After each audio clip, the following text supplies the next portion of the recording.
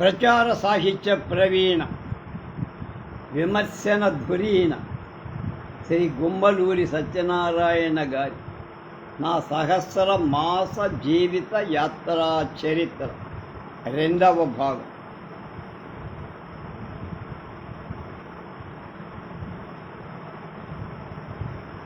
నా జననం శైశవం. నా జన్మస్థలం సంగాం అగ్రహారం, పాలకొండ తాలూకా, శ్రీకాకుళం జిల్లా. రెండు నదులు వేగావతి, స్వర్ణముఖి కలిసి 2 కిలోమీటర్ల దూరంలో నాగావళి నదిలో కలిసి ఏకంగా పారిన నదీ తీరాన ఉన్న అగ్రహారం అది. కనుక దాని త్రివేణి తీర గ్రామం అనొచ్చంటున్నారా. సంగాం తాలూకాలో సంగం అంటే కలయిక అని అర్థమే. సంగ్రామం తాలూకా గ్రామంలో శివాలయం ఇది స్వర్ణముఖి వేగావతి కలిసిన పాయకు ఆనుకొని నది ఒడ్డున.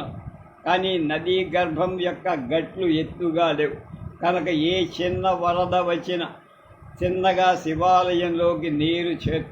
ఈ గర్భగుడితో సహా ప్రధాన దేవాలయం నేలకు 4 అడుగుల లోతున కట్టబడి ఉన్నది. ప్రవేశించిన నీరు బయటకు పోదు. గర్భాలయం చుట్టూ నీరు ఉన్నప్పుడు శివుడికి పూజాదులు ఉండవు. గట్టు మించే భుషం అంటారు. శివాలయం ఊరికి 1/2 మైలు దూరం. నాగావళి నది ఊరికి దగ్గర. నాగావళి నీటినే గ్రామస్తులు తాగుతారు. స్వర్ణముఖి నీటిని ఒక విధంగా నాచు వాసన ఉంటుందంట. ఇప్పుడు దాని పక్కనే వెంకటేశ్వర ఆలయాన్ని, ఏటికి అవతలి గట్టున రామాలయం కట్టి, కానీ వాటికి తగిన ఆదాయాలేం లేవు. వీటికి కొంత దూరంలో మద్దుల వలస రిజర్వాయర్ నిర్మాణంలో. రిజర్వాయర్ పూర్తయితే మంచి రోడ్డు పడిన తర్వాత జనం వస్తూ పోతూ ఉంటే ఈ గ్రామానికి మంచి రోజులు వస్తాయి. తూర్పు కనుమల బంగాళాఖాతాని మధ్య గల ప్రదేశం ఎక్కువ కనుక చిన్న ప్రవాహమైన వాటికి పరుగు కూడా ఎక్కువ. వాటిని అదుపులోకి తెచ్చి సాగు పొలాలకు నీరు పారించే ఏర్పాటు ఎంతవరకు జరగల. అయినా పంట కాలువల సదుపాయం గల పాలకొండ తాలూకాలు కొన్ని భూములు చాలా సారవంతమై ఉంటాయి. చెప్పవలసింది ఏమిటంటే సహజ సిద్ధమైన వనరుల వినియోగం కాలసర్పయోగ దుష్ప్రభావానికి ఎరై నిస్సహాయంగా నిలిచిన గ్రామాలు శ్రీకాకుళం జిల్లాలో పోలు. రాష్ట్రంలో ఒక చివర గల ఈ జిల్లాకు ఎన్ని ప్రభుత్వాలు వచ్చి ఎన్ని కబుర్లు చెప్పిపోయే, ఎక్కడ వేసిన గొంగడి అక్కడే ఉంది. జిల్లాలోని జల సంపదను సద్వినియోగపరుచుకుందామన్న ధ్యాస ఎవ్వడికి. వంశధార ప్రాజెక్టు వంటిది మరి ఏ జిల్లాలో అయినా ఉంటే ఈ పాటి దాని కింద కొన్ని లక్షలాది ఎకరాలు మేలైన సాగులోకి వచ్చి గోదావరి కోనసీమ నుండి వంశధార సీమ కాకపోయేదా? ఇది అక్కడ ప్రజల భావన. ఇటువంటి ఈ ప్రాంతంలో సంగమగ్రహ నదులు కలిసిన స్థలం మధ్య ఉన్న గ్రామం కనుక సంగం. ఆనాడు బ్రాహ్మణ్యం ఎక్కువ కనుక అగ్రహారమై చుట్టుపక్కల బిడివాడ, నవగాం గ్రామాలు ఉన్నాయి. శివ నదికి ఒకవైపు బితినవాడ ఉంది. అదే అక్కడి పెద్ద పౌర జీవనానికి సదుపాయాలు అంటే ఒక స్కూలు, ఆసుపత్రి ఉంది. కనుక ఆ గ్రామస్తులు చీటికి మాటికి ఏరు దాటి వెళ్తూ ఉండక్కల. తూర్పుగోదావరి జిల్లా పిఠాపురం సంస్థానంలో ప్రసిద్ధ వైణికుడిగా పేరు పొంది కుమరాడ సంగమేశ్వర శాస్త్రి బితివాడలోనే 1874లో జన్మించారు. కనుక మాకు వారి పూర్వ పరిచయం. 1932లో వారు మరణించారు. 74 అంటే 26, 58 పోయారు. బొబ్బిలి సంస్థానానికి చెందినవి కొన్ని, చేరువైనవి మరికొన్ని రాజాశ్రయంతోనే బతికే. మరికొన్ని గ్రామాలు దగ్గరగా నదులపై వంతెనలు, చక్కటి రహదారులు లేని లోపం వల్ల చాలా వరకు అవి కుగ్రామాలై ఉంటుబడి ఎదుగు బదుగులు లేని పల్లెలుగా పడి కొండలలోని గిరిజనలాగా ఈ నదుల మధ్య నలిగిపోయే గ్రామ జనులను ఇప్పుడు కొన్ని పనులు మొదలైనందున జిల్లా బాగుపడే సూచనలు. నా సంగాం ప్రయాణం. నేను జన్మించింది సంగామని మనవి చేశాక అక్కడ నేను పెరగల ఊరు జ్ఞాపకము లేదు. నాకు 30 ఏళ్ళు అవసరాలక నాకు ఆ గ్రామాన్ని చూసే భాగ్యం దక్కల. నా మూడవ సంఘం కాపురానికి మా నాయనగారు స్వస్తి చెప్పారు. నాకు ఆ రోజులు తెలియని పసిత.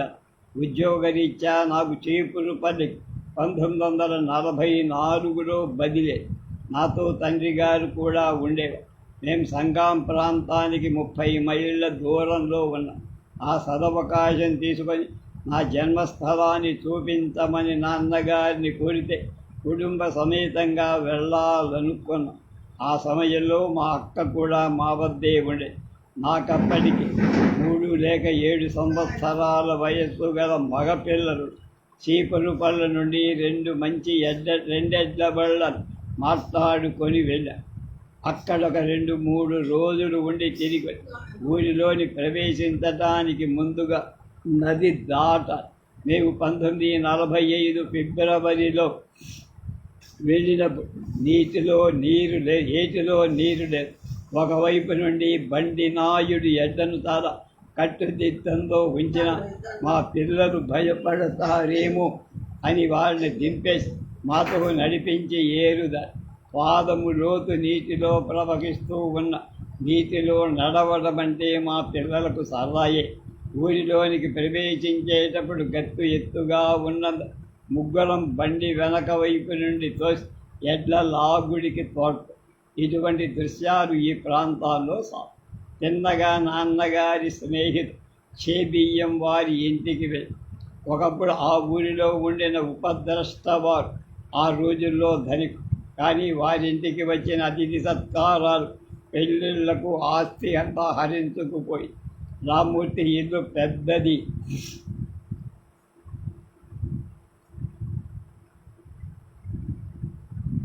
పెంకుటిల్లు. ఊరంతా ఒకటే పెద్ద వీధి. అటు ఇటు మరి 2 వరుసల ఇల్లు. మా రామ్మూర్తి గారి ఇల్లు ఇంచుమించు ఆ బ్రాహ్మణ వీధికి చివరి. ఒకనాటి పచ్చని సంసారమే ఇలా ఉంటే కొన్నేళ్ల తర్వాత నేను ఒక్కడినే వెళ్ళి నా కులగోత్రాలు చెప్పుకున్న పలకరించిన దిక్కులే. ఒక వృద్ధుని ఆనాటి ఉపద్రష్ట వారి సంగతి అడిగితే వారెవరు లేరయ్యా, గ్రామాంతరాలకు వెళ్ళిపోయారు, చూసేవారు లేనందున. క్రమంగా వారి ఇళ్ళన్నీ కూలిపోయి మట్టి గోడలు శిథిలమై ఉన్నాయ. సంగాం వదిలి నాన్నగారికి 30 ఏళ్ళే. మేము కలిసి వెళ్ళినప్పుడు అసలు మా నాన్నగారినే ఎవడు పలకరించలే. ఉన్నవారు కొద్దిమంది చాలా ముసలివారు. ఒక తమాషా ఏమిటంటే నాకు మా తల్లి వద్ద చనుపాలు చాలనందువలను లేక అసలే లేనందువలను మా ఇంటికి ఎదురుగా ఉన్న ఒక ఇల్లాలు నాకు రోజు వచ్చి పాలిచ్చేది. ఆమె షష్ఠి పూర్తి చేసుకొని సప్తతి దరిదాపుల్లో. నేను వారి ఇంటికి వెళ్తే నువ్వా నాయన, ఎంతటి వాడివయ్యావురా, ఎంతో ఆనందంగా పొంగిపోయి కవుగలించుకొనపోయి కొంత వీపుపై నిమురుతూ నా ముఖాన్ని చూసి ధారగా కన్నీరు. 3.5 దశాబ్దాల వెనకటి చరిత్ర ఆమె కళ్ళకు కట్టినట్లయింది. ఆ సన్నివేశం వెనక గడిచిన మా కుటుంబ గాథ అంతా ఆమెకు జప్తికి వచ్చినట్టు గ్రహించా. ఇక మా కుటుంబం. నేను జూనియర్ జ్యేష్ఠ మాసంలో జన్మించాను. నేను అంతే. మా తల్లిదండ్రులకు 4వ సంతానం. మా అక్క అన్నకు 2 ఏళ్ల వ్యత్యాసం. తర్వాత ఒక కుర్రాడు. తర్వాత నేను. అక్క పేరు నారాయణమ్మ, అన్న పేరు రంగనాథ. వాడి తర్వాత పుట్టిన చిన్నన్న పేరు కృష్ణుడు. 1913 మాఘమాసం రాగానే మా అన్నకు ఉపనయనం చేశారు. బహుశా నా తల్లిదండ్రులు కలిసి పీటపై కూర్చుని చేసిన శుభకార్యం అదే. తర్వాత కుటుంబ పరిస్థితులు మారిపోయాయి. నా తల్లిదండ్రుల విషయమే కాదు, నా పట్ల కూడా దేవుని అనుగ్రహం అలాగే. 1958లో నా పెద్ద కొడుకు హైదరాబాదులో నా భార్య జీవించి ఉండగా ఉపనయనం చేసి అప్పుడు మా కుమారుడికి 21 సంవత్సరం. బజాంజాహి మార్కెట్ 4 రోడ్ల కూడలి వనపర్తి రాజా వారి ఇళ్లలో ఒకదానిలో ఉండేవాడు. లేనప్పుడు కేంద్ర ప్రభుత్వంలో పంచవర్ష ప్రణాళిక ప్రచారాన్ని పెద్ద అధికారి. ఆ రోజుల్లో ఈ ఇంటికి నెలకు 120 రూపాయల అద్దెపై మహీధర సూర్యనారాయణ గారు కూర్చు. ఇతడు మాకు బంధు. ఊరిలోని పెద్దలు చాలామంది వచ్చి మా అన్నకు 7వ ఏట ఉపనయనం జరిగితే నాకు 10 ఏట పల్లాకిమిడిలో మేముండగా రాను రాను ఉపనయనాలు, ఆ మర్నాడు వివాహాలు జరిపిస్తారు. క్రమంగా ఉపనయనాలు బ్రాహ్మణ్యంలో తూతూ బాజాలే మిగిలి పెళ్ళిళ్ళు కూడా అంతే కదా. 5-6 రోజుల వివాహం 5 గంటల భోజనాలు కూడా కలుపుకొని ముగిస్తున్నాయి. సంఘంలోని శివాలయం దగ్గర శివరాత్రికి కోలాహలం బాగా ఉంటుంది. ఆ ప్రాంతానికి తీర్థస్థలం చుట్టుప్రక్కల గ్రామాల ప్రజలు ఏదో ఒక పరిచయమో చుట్టరికమో కలుపుకొని సంఘం వచ్చి మన ఇంట్లో బస చేసి శివరాత్రి మహోత్సవాల్లో పాల్గొని వెళ్ళేవారు. ప్రతి ఏటా జరుగుతూ ఉన్నట్టే అప్పుడు కూడా మా ఇంటి నిండా జనసందోహం. మధ్య మా తల్లికి జబ్బు, ఏదో వారం రోజుల జ్వరమను. అది 1913 సంవత్సరం శివరాత్రి మార్చి నెల 7వ తేదీ శుక్రవారం అమావాస్య. నవమాసాలు నన్ను కని 2 ఏళ్ళైనా పెంచకుండా మా కన్న తల్లి కన్ను మూసి. దాంతో ఒక్క మా ఇల్లే కాదు, ఊరంతా అంధకారమై, దీపాలు లేక కాదు, తిథి అమావాస్య అని కూడా కాదు. ఆ ఊరిలో ఒక సాధ్వీమ తల్లి తర్క వేదాంతుల పండితుల సతీమణి పరమపదించిన నన్ను చూసి ఈ పశుకందుని ఎలా పెంచేది అని చెప్పలేని ఆవేదన. మహావేదాంత కనుక గోల పెట్టి ఏడ్వలేదు కానీ కన్నీటి ధారను ఆపుకోలేక బాధపడు ఉన్న మా నాయనగారిని, నాయనమ్మను, చిన్నారులైన నా సోదరుడు అక్కను ఓరడించి కారణం తెలియక ఏడుపు సారంభించిన నన్ను గుడ్డ ఉయ్యాల నుండి ఒడిలో చేర్చుకొని బయట ముసుగున పారించి ఓరడించిన ఎదురింటి ముత్తైదువుని చూసి మా ఇంటి పరిస్థితికి జాలి పడని వారులే. అప్పటికి మా నాయనగారికి 42 కనుక ఆమె 40 సంవత్సరాల వయసు అయి ఉండ. నా విషయంలో నా భార్య మరణించే వేళ ఆమెకు 40. వాస్తవానికి ఇది ఇద్దరికీ అత్తా కోడళ్ళ నడుము వయస్సు. కాకపోతే నా భార్య నా తల్లి అంతటి బలవంతురాలు కాదు. అవి పూర్వకాల అనాలోచిత వ్యవహారాలు కనుక నాయనగారికి పెళ్లి చేద్దామని వర్తమానాలు వచ్చాయి. ఇంట్లో పిల్లలకు దక్షత ఒకటి ఉండాలి కదా అని వాదన. ఆ కబురు తెచ్చిన వాళ్ళని గట్టిగా చివాట్లు పెట్టి నాయనగారి ఇంట్లో మా అమ్మ అంటే మా నాయనమ్మ గారి ఉంది కదా, ఓపిక అన్నంతవరకు ఆవిడే చూస్తుంది. నేనేం చెయ్యాలి?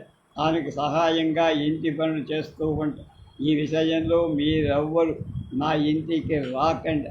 మా నాయనమ్మ ఇంకొక 10 ఏళ్ళు బతికినట్టు నా జ్ఞాపకం. నా కుటుంబ చరిత్ర కొంత తెలుసుకోవడం అవసరం. తాతగారు శివరామ శాస్త్రి గారు. అతని తండ్రి అంటే నాకు ముత్తాత కామశాస్త్రి. ఆయనకి సంస్కృత పాండిత్యం గొప్పగా, చిన్న చిన్న కవిత్వం రాసేవారు. శివరామ శాస్త్రి గారి భార్య అంటే మా నాయనమ్మ విశాలమ్మ. కామశాస్త్రి గారి భార్య సీతమ్మ అంటే మా నాయనమ్మ అత్తగా. మా నాయనమ్మ ఉపద్రష్ట వారి ఆడపడు. మా నాన్నగారికి తమ్ముడు ఒకడుండేవాడు. చిన్న వయస్సులోనే పోయి సంతతి లేదు.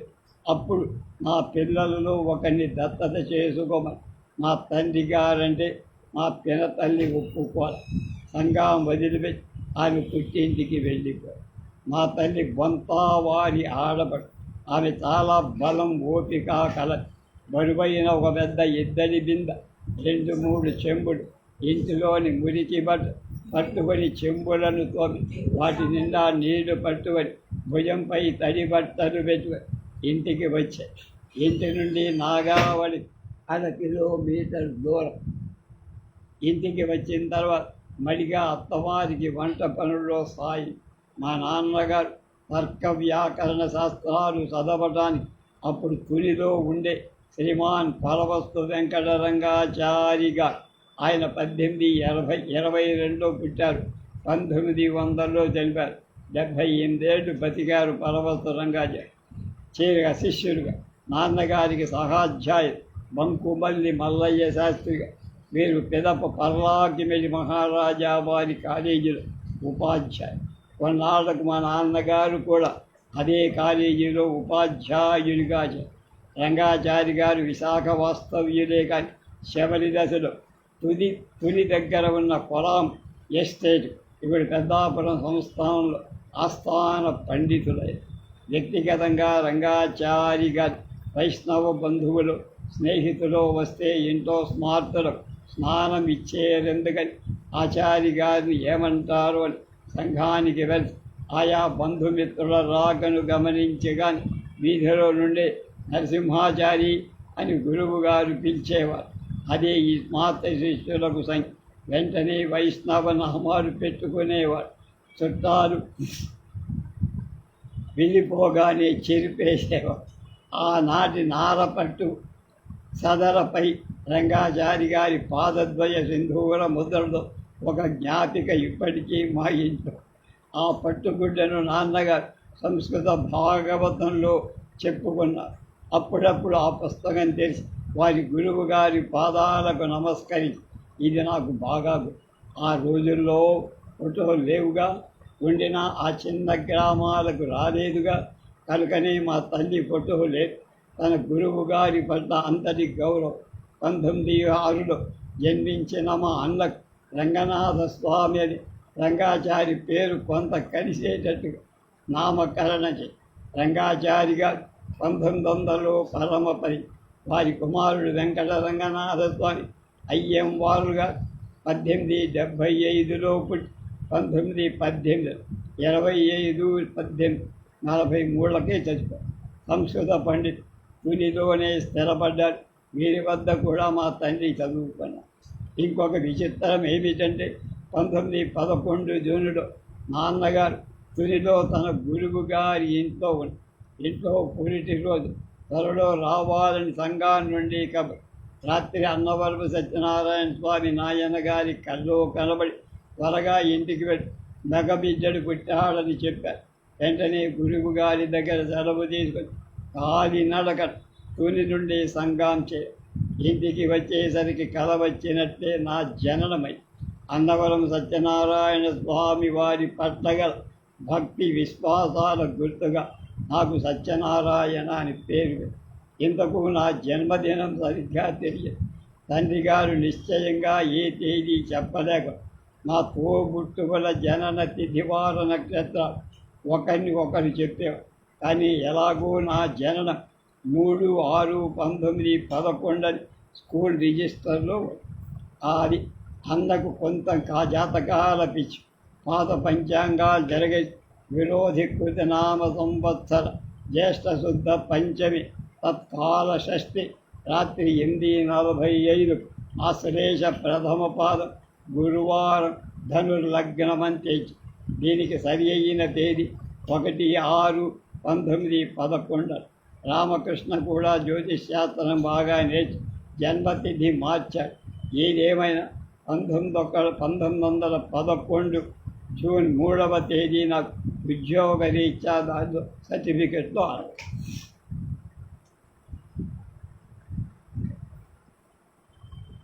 రేపు మా నాయన గారి పలుకుబడి.